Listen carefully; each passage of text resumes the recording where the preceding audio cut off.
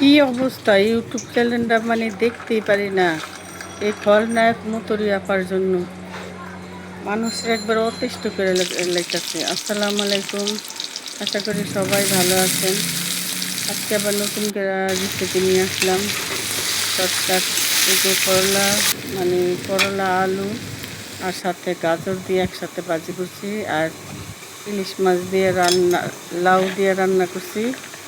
আর পুরো ভিডিওটা দেখেন, দেখে লাইক কমেন্ট শেয়ার করবেন, আর একটা সাবস্ক্রাইব করবেন, কারণ সাবস্ক্রাইব করতে তো আর টাকা লাগে না। আর আপনাদের সুন্দর সুন্দর কমেন্টের জন্য অসংখ্য অসংখ্য ধন্যবাদ। আর আরেকটা কথা বলি, আপুরা, এই যে খলনায়ক মুতরি আপা সোনিয়া আক্তার, তার ভাইয়ের বউ দিয়ে যে যে ব্যবসা করে, মানে মিলিয়ন মিলিয়ন ডলার কামায়।